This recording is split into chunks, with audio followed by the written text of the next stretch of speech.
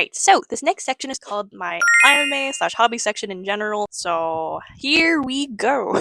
So what are some hobbies or activities you like to do? So I feel like I pretty much like showcased most of like the big special interests you guys on my channel. So of course I pretty much yap about them like a lot as like content already for you guys. I feel like I haven't actually like posted all of them yet, and I am currently going through right now as I am consistently clearing through storage on my laptop. But so mainly I'd say cozy slice of life games. I am mainly on the Nintendo Switch games. It's just so easy, portable, especially for someone like me who doesn't want to constantly unplug and plug in consoles constantly to move around.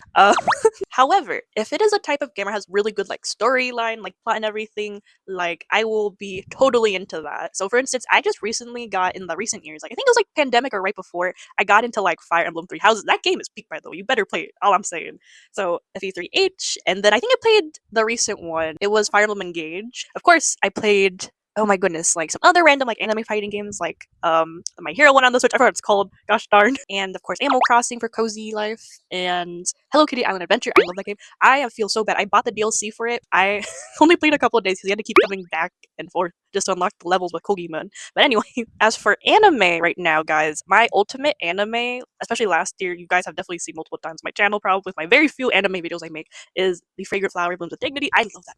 I love that so much. It is my favorite romance anime ever. I said enemy. Oh my goodness. And then currently, I'm watching Tommen's B-side and actually rewatching it like many times. Dude, when I wrote my answers to help myself script this, that was my first watch. Now I'm on like my fourth or fifth watch, honestly, rewatching the series. And yeah, I'm actually starting to collect some of the manga right now. And yeah, wait, I actually have it right here.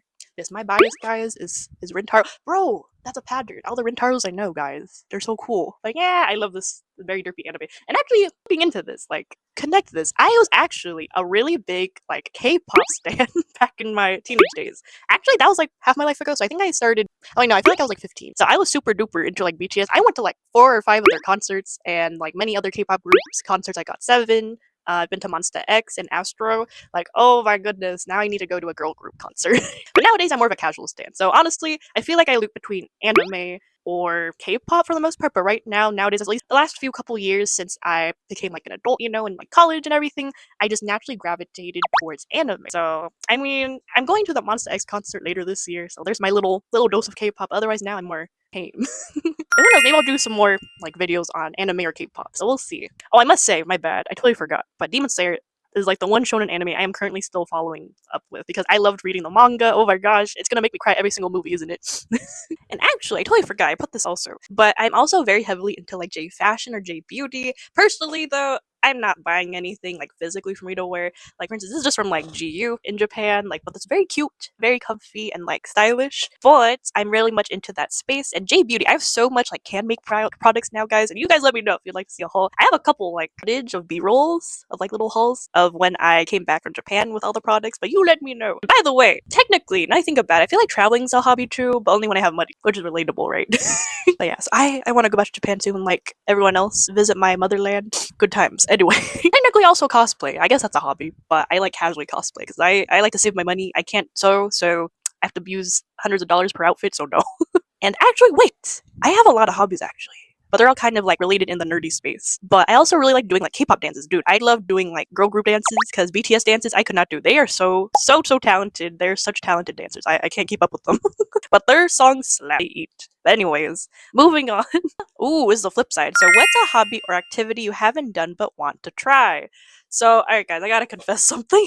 I think it's been since January, but I was really hyperfixated into like G-K fashion. I love the fits. Like, oh my goodness, I love seeing that fashion space, and like, oh my goodness, it's so cute. I love all the coordinates and the fits. So anyways, so I've been wanting to try out like Sunake, which is basically the more, I guess, it's a more like mature, cutesy, like kind of office vibe. I've always wanted to try out like Sunake and real Sangata fashion. It's so cute, and I love the whole pink and like creams and bright colors aesthetic. But anyways, I don't know if that even helps explain what it is. But you guys could even just look it up nowadays and figure out what it is. But basically, I always wanted to buy some coordinates since the very beginning of this year, but it's so expensive just trying to ship it over from Japan. And even though there's like very few like US based brands, like I have different goals right now. So honestly, my main goal right now, guys, is to just wait till I go to Japan again and then just buy all my coordinates there, so I don't gotta deal with all the shipping and everything. And also, it must be said also, since I am a like not Japanese size girl at all, I am very curvy. Like I most likely cannot fit a lot of their fits. Cause look, man, curves. I feel like there's not much over there. Yes, I am dissing my own people because I am Japanese, by the way. I'm not being racist, but anyway. But anyway, so if you guys do see me soft launch out of the blue next time I come back from Japan, you know what's up. But it's such a cute little like subculture like style I love, and I'd love to try it out. Next question is, you mentioned you like Demon Slayer and My Hero. Who's your favorite character? Ooh, or characters from both? Oh my gosh, guys, I wrote so much. I feel so bad my glasses for this. Guys, I tried to be tough, not wearing my glasses this whole video, but nope. Exposing my nerdness so I could read my entire essay I wrote. So at first for Demon Slayer, I really liked Nezuko, because honestly, if you guys think about it, Nezuko was basically very, at least in my head, in my brain, very autism. Because girl, she makes her like little grunt. She goes and like I don't know, I can't voice act, but you get me. Like she's just a cute little demon who grunts and like makes noises or whatever. And for me, that was just like, for me, like back then when I was like a little 16-year-old, because that's when I first got diagnosed, by the way. For me, I was like, oh, that's me. So I related to that. It sounds funny like saying this now, but that's genuinely like what I really like connected with and resonated with Nezuko. And she's so cute. Like who cannot say that she's not cute? So I don't know. What's it called? Is it called echolalia? It's basically you make little like sound effects, and for me it's like a stim. So it's that under that concept. I can't speak, guys. I can't. It's so chaotic. Anyway. And also, oh yeah, if you guys watch my Tomodachi streams, I don't know if you noticed, but that's why I made my Usonami say moo a lot at the end, because that's what I say in real life. So like for instance, I'll just be talking to my family, will be like, oh yeah, I'm going outside, and then I go like moo, like what? I just say it naturally.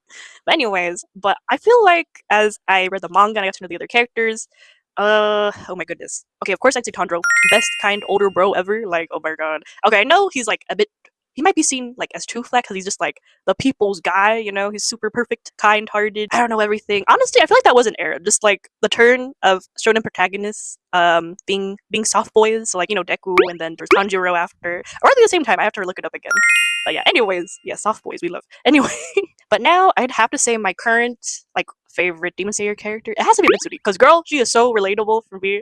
Oh, she knows what she wants. Okay, she joined the Demon Slayer corps to get a husband that is, what was it, stronger than her? Like, bro, queen, pop off. Anyway, and I love her color scheme. I love the like the like matcha blossom. I'm using the Skate the Infinity ship name. Oh no, the matcha blossom like color theme. So like the nice like pink and green. I love her color. Ooh, for my hero. Okay, so this one's totally biased, of course, as every single answer to these questions are.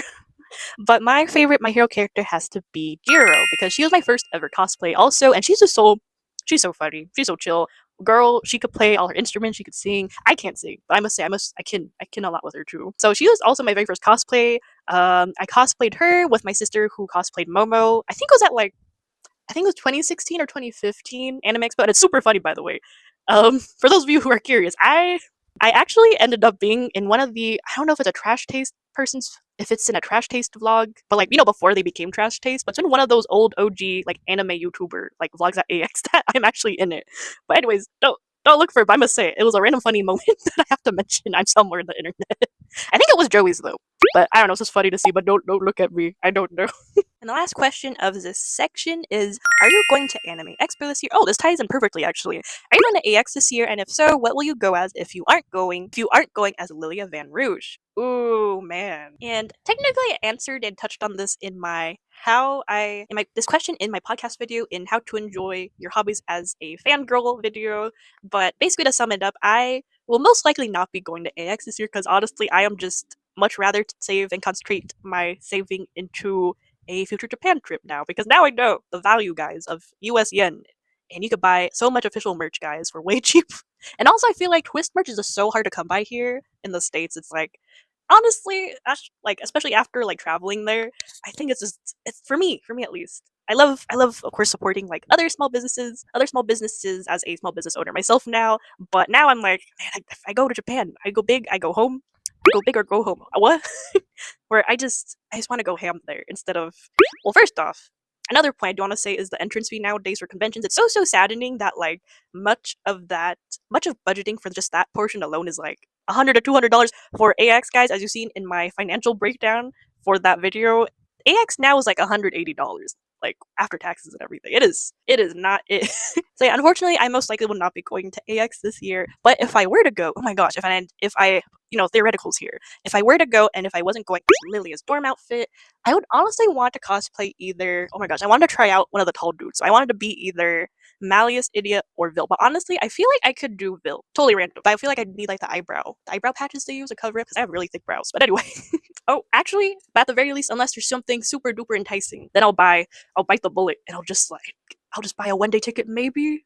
But that's gonna be $100 for one day. I don't know, but I'm definitely like it's down to here for sure going to AX, unfortunately. But yeah, thank you guys for those questions. And now I'll be moving on to the last section, which is the personal questions regarding my autism, sticker business, neurodivergent things, and yeah. So the first question is from Rookhunt's biggest sip. I love your user tag so much, it's so funny. Oh my gosh. Okay. What inspired you to start your sticker business? Okay. Here we got the origin story here. So honestly, oh man, when I first started off in the TWST fandom about 2 years ago, back then there really wasn't like as many like TWST merch that I've seen, and I've explained earlier in this video, especially when I was down in Australia. Granted, maybe it was niche because it's down under, literally, but I really didn't see any like TWST merch back then. So. And even now, 2 years later, or 1 year and a half really, I feel like the demand is greater than the actual products available. So for me, also as a fan who wanted to throw my money at people, I really wanted to be able to create products that even I wanted, and stickers of these new characters like RSA dudes. Like, come on, man! Like, there needs to be something to feed us hungry fans. So honestly, that's my main reason. So number one, feeding the demand that all of us seek in this great big void of TWST merch. And the second reason was honestly because I always wanted to have a small art business or sticker business my entire life. I always loved drawing and I wanted to always like sell my art or try it out one day. I'd always be complimented by my art, but I never have the gumption or confidence to do it. But I feel like now that I'm like older now, mature, I feel like the best way to do something without confidence is to do it anyway. Just force yourself to do it anyway, even if you're at like 0% confidence, like no nothing. Just throw yourself to do it basically. And honestly, I feel like that really pretty much explains how far I've come today in general, like as a person and with having chronic disabilities, doing stuff despite what you think you're capable of. Anyways, it's turned very philosophical at the same time. I don't know. I'm just gonna go on to the next question. Oh, I did want to add real quick that I do want to end up branching out to other niche fandoms. So like I'm thinking of State Infinity and other like cute like kawaii or neurodivergent relatable cute stickies like that. But yeah, I'm so excited. But yeah. And this one's from Hannah. Other than buns and kitties, any other favorite animal? Ooh, pets are wild or extinct counts, including dinosaurs. Oh my gosh, guys. Oh, let's see. Growing up since I was in first grade, I really liked pink dolphins, but then I learned later on that they're actually extinct. But I thought it was just so cool having like river dolphins, first of all. I thought that was so cool. And they're pink, like slay. So pink river dolphins, or dolphins in general, but then I learned how kind of crazy regular dolphins were. So naturally, I gravitated to just bunnies, but anyways, I know that's not what the question's asking here. But in general, I would like to say I like any cute, round, fuzzy animals. So that includes seals. Like, my entire family, we love our seals. Let's say, I also like capybaras too, but they're just a little prickly to touch, because I got to pet one when I was down in Taronga Zoo in Australia, and they're so cute. But I didn't realize they feel like they feel like pokey broomsticks, kind of. Anyways, totally random again. But lately, I've had a current hyperfixation of the Shima Enaga. So it's like those cute little like Japanese round like long-tailed like tit birds. So they're also called like snow fairies, but they're so cute. Oh my gosh. I wish I could just hold one in my hands. And so cute. But anyways. And the next question is, ooh, I love this one. A more personal question. If you don't have to answer if it's not comfortable, I have an older brother who has autism and he had it since he was very young. Was that the same for you or was it later on when diagnosed with it? Either way, support autism awareness. Yes, queen. Okay, alright guys, time to sit down, get your tea or matcha or whatever comfort drink you have. Or stuffed animal, who knows? Oh my goodness, I now realize I never gave like a whole like diagnosis video, which is interesting because I don't know if you guys are aware of this, but that was kind of like the first direction that I wanted to take with my channel. So it was supposed to be more like neurodivergent leading, and if you scroll all the way back, like the very first like reels and videos, it's more like about autism, navigating it, and navigating family dynamics as being a POC with autism. Like, oh my goodness, I don't know, man. I gotta get back into that. But anyways, you guys let me know if you'd be interested in that series as well. I definitely add it as a podcast little series too.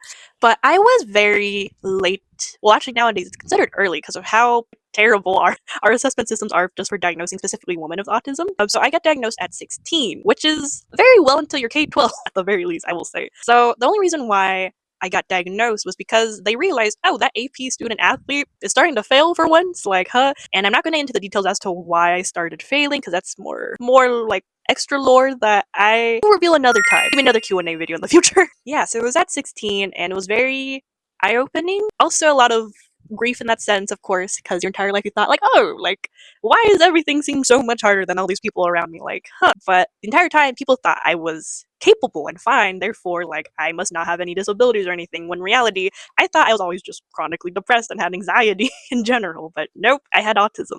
But yeah, that's a very short snippet of what happened. So yes, I am considered a late diagnosed autism, but I'm so glad I got diagnosed at that time because then when I went to college, I was able to get accommodations and support. Yay! And I would not have been able to graduate from UCLA for sure without that support and accommodations. But basically, if you're able to afford it and you think you should get assessed, please do it. Please. It helps so much just realizing like, yeah, you have it or no if you single it out. Like either way. Which is why now I also want to get ADHD tested because I feel like that's needed too. Before I start my any graduate programs I want to do. On a more lighter note, the last question is bonus question, what's your favorite meme? Oh my gosh. And like Rickrolling, any vines you think about. I have not heard the word vines in such a long time, guys. I must say that is a throwback.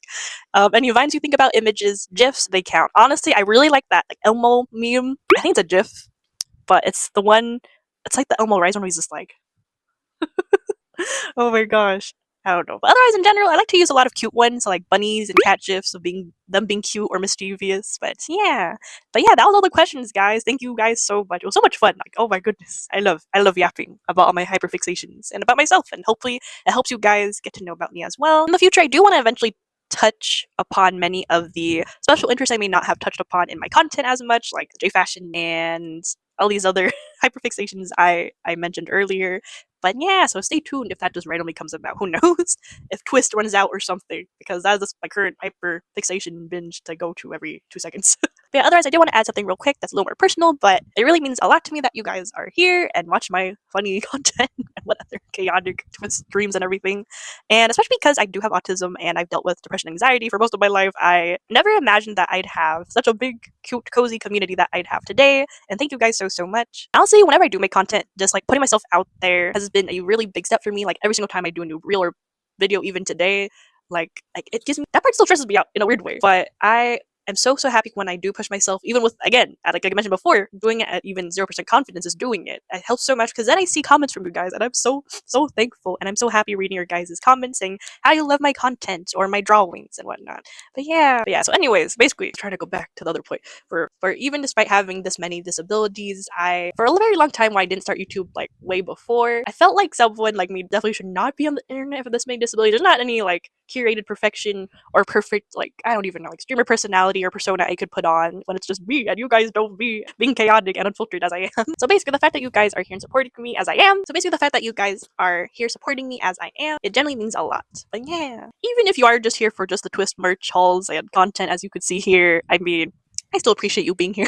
Honestly, there's so many like amazing creators out there nowadays with YouTube. Like it really does mean a lot to me that you choose to spend your time here with me. So anyways, just want to recap that I still definitely have hard days. I'm still figuring things out. And honestly, it's probably a lifelong thing because these are chronic disabilities. But in general, I always want to make this space cozy and fun for us all here. But also a dash of realness having a very chaotic neurodivergent creator. So yeah, thank you for being here. And anyways, I will see you guys on the next stream or video, depending however long it's going to take me to edit this because my camera's dying. But anyways, thank you guys so much for being here, and I shall see you later. And let me know in the comments if you have any thoughts, any funny reactions to anything new you learned about me, or any suggestions, or any arguments for any of my answers for the Twist questions, because, ooh, there's a bunch of interesting things I threw out today. But yeah, alright, bye!